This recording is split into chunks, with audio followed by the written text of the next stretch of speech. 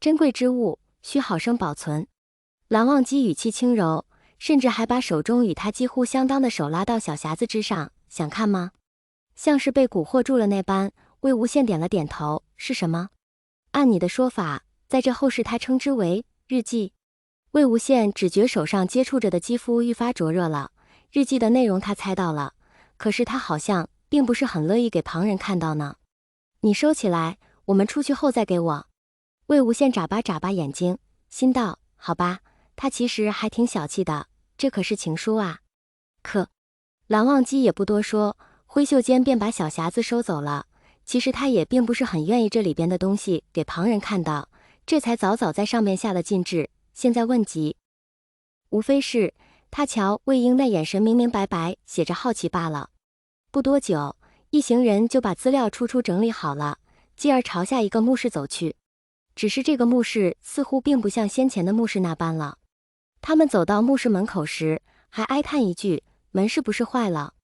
都不开了，说不准是有什么东西在里面。韩光君认为我们不能处理，才不让我们继续进去了。有人说出了自己的猜想。嗨，难道就止步于此了吗？众人议论纷纷。里面有2把剑，剑气逼人，非普通凡人可入之地。蓝忘机轻声朝魏无羡解释道，并不是不让进，而是在场的人大部分都不能进。顿了顿，蓝忘机补充了一句：魏婴，其中一把是你以前的佩剑，它不会伤你，而另一把更不会了。那我们要是进去了，他们……魏无羡有些迟疑，就他一个人进去了，怎么看都奇怪吧？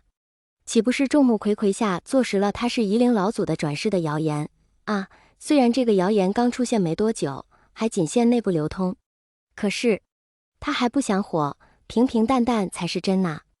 蓝忘机抬眸看了一眼他们，抬手掐了个法诀，片刻后，原地就只剩他们2个了。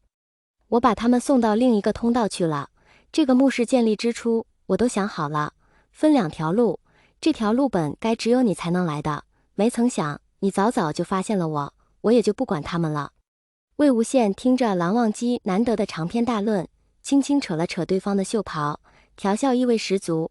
哦，韩光君想要2人世界呀，魏婴，那你愿吗？噗！蓝湛，想什么呢？正巧我们2个，那再好不过了。随着墓室门的打开，魏无羡话音刚落，就被一道飞扑过来的光惊住了。好不容易才看清了直直扑进自己怀里的是什么东西，有些惊讶。这把剑。魏无羡看着这把剑就觉得很重，没曾想自己轻轻一拿，就拿了起来，他也就顺势端详起来了。指尖划过剑身，莫名的，他相信这把剑哪怕很锋利，也绝不会伤他半分。随便。魏无羡看着剑鞘上的古字，分明不曾见过，却一语笃定。忽而就想起了一个场景，画面里模模糊糊的有好些人，画面里似乎是蓝湛和他吗？此剑何名？随便。蓝忘机看他，魏无羡以为他没听清，又说了一遍，随便。蓝忘机凝眉，拒绝。此剑有灵，随意称呼，视为不敬。魏无羡唉了一声，道：脑筋转个弯吗？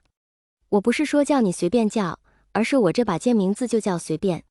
喏，你看。说着递过，让蓝忘机看清这把剑上的文字。剑鞘纹路之中刻着2枚古字，果真是随便2字。画面中的蓝忘机似乎被噎到了，半晌不出声了。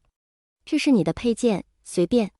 恰在此时，蓝忘机开口解释，拉回了神思恍惚的魏无羡。苦了你了。魏无羡心里一酸，下意识到了出声，手紧紧地握住剑，像是再也不愿松开了。他能感受到随便传来的气息，明剑有灵，他很委屈，很苦，也充斥着喜悦。还没来得及安抚好随便，一道蓝色的光剑又至，剑身立于魏无羡眼前，明明什么也没做，但就是能感受到他的欢喜。蓝湛，这是我的佩剑，碧晨。碧晨很是欢喜，甚至想要凑上前蹭蹭眼前熟悉又陌生的故人，却被自家主人按捺住，一时间蔫巴巴的。魏无羡见此展颜一笑，碧晨很可爱。